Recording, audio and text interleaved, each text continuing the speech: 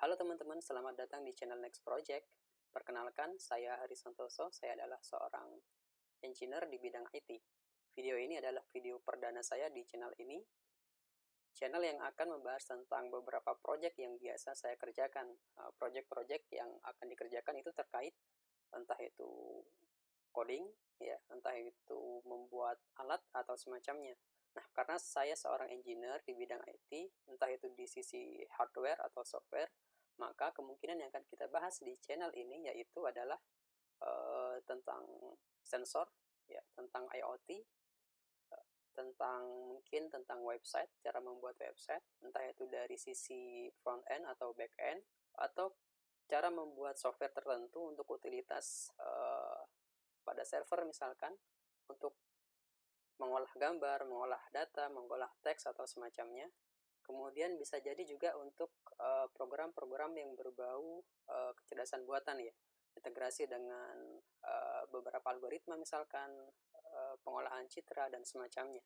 Beberapa hal yang biasa kita kerjakan juga terkait dengan TensorFlow punyanya Google, entah itu TensorFlow di sisi desktop atau di sisi server, maupun TensorFlow ketika diimplementasikan di microcontroller di hardware. Selain itu, mungkin kita akan juga bahas project tentang cara pembuatan bot, ya, robot istilahnya, entah itu bot trading atau bot yang lainnya.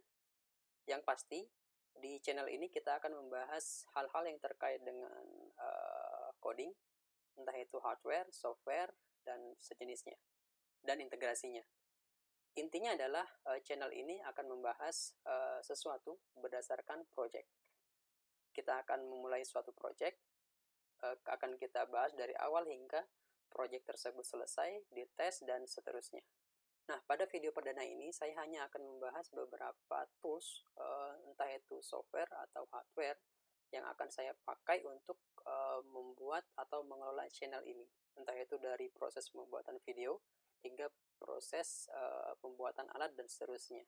Jadi apa saja yang akan saya pakai atau tools apa saja yang akan saya gunakan untuk mengelola channel ini, mari kita bahas. Pertama, kita awali dari laptop. Laptop yang saya pakai adalah laptop yang sudah cukup tua karena dia sudah diproduksi sejak tahun 2014. Mereknya ThinkPad, tipenya T440S, kurang lebih seperti yang di Tokopedia ini, ya. Harga secondnya itu sudah sangat murah banget, itu sekitar 3 jutaan, ya.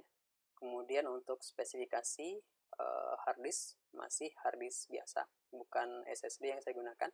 Sedangkan untuk RAM yang saya gunakan adalah 8 GB. Jadi overall untuk editing video saya pikir masih cukup kuat. Seperti itu. Berikutnya kita beralih ke kamera. Kamera yang saya gunakan adalah Logitech C270, ya. Nah, kamera ini sebenarnya sudah lama banget saya beli, yaitu sekitar tahun 2015 atau 2016. Karena dulu saya beli second, ya. Saya dulu beli second itu sekitar 400 ribuan kalau nggak salah. Saya suka dengan kamera ini karena dia bisa disetting untuk apa?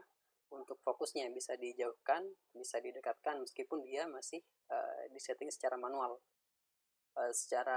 Secara kualitas saya pikir lumayan lah untuk YouTuber pemula seperti saya. Kemudian yang berikutnya adalah mic.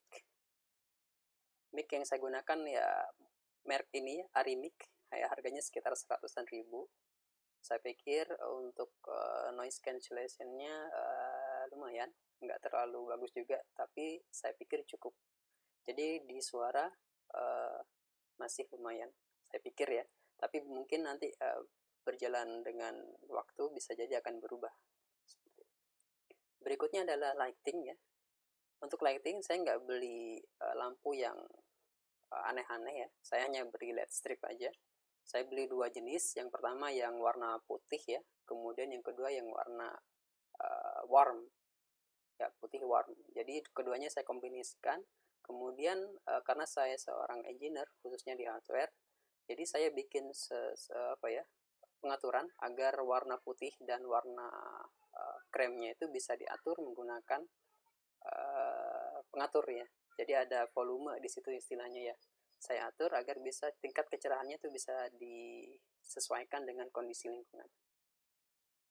Untuk device yang berikutnya adalah tablet. Tablet ini yang saya gunakan adalah Samsung Tab, ukurannya 10 inci. Ini juga versi lama juga. Tablet ini yang saya gunakan lebih ke stilusnya, ya, lebih ke ininya apa, pennya. Dengan tablet ini dia bisa menjadi semacam Wacom lah, ya, semacam Wacom yang biasa dipakai oleh teman-teman desainer untuk membuat desain pakai pen, ya. Nah, ini biasanya saya gunakan untuk menerangkan sesuatu yang menggunakan oret-oretan.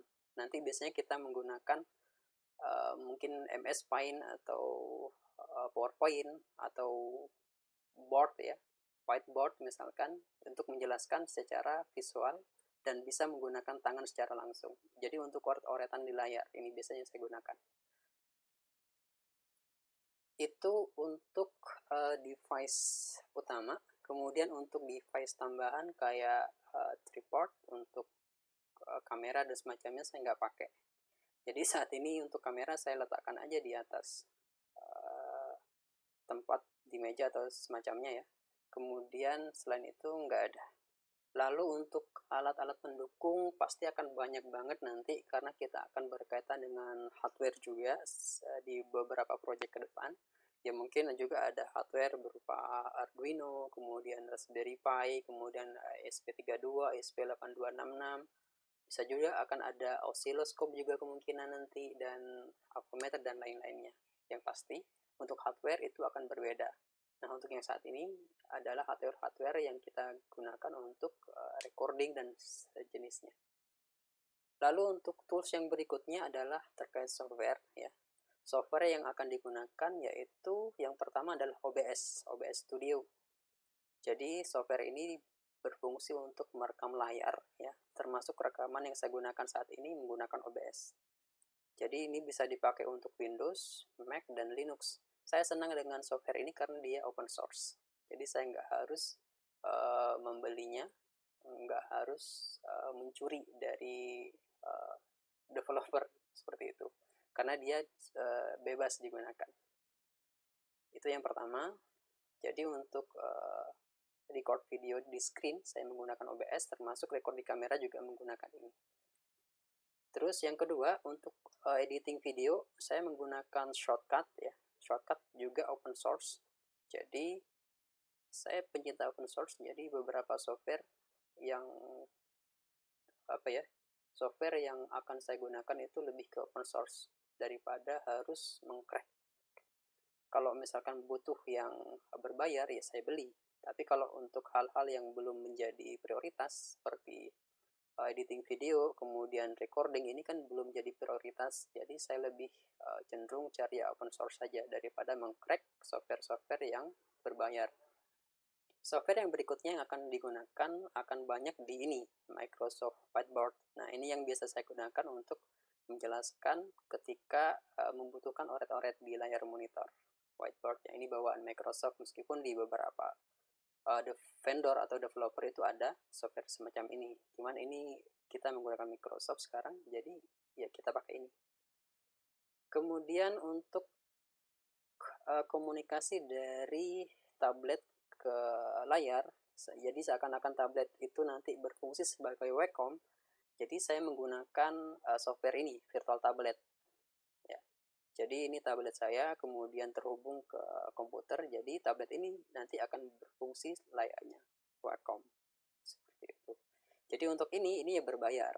Kalau ini berbayar. Untuk software desktop itu nggak bayar, hanya saja untuk di Android-nya itu berbayar. Ya saya pikir murah lah, sekitar 60-an ribu kalau nggak salah dulu beli. Lalu untuk software lain pasti ya software bawaan YouTube mungkin, ya, termasuk Google Drive untuk menyimpan beberapa data. Kemudian yang pasti saya pasti akan membuat contekan menggunakan Google Slide, ya, seperti itu. Oke, sepertinya itu saja yang perlu saya sampaikan di awal video pada channel Next Project ini. Untuk berikut-berikutnya kita akan langsung ke mungkin ya edukasi, kemudian langsung eksekusi project dan semacamnya. Oke, cukup demikian. Sampai ketemu lagi di next project.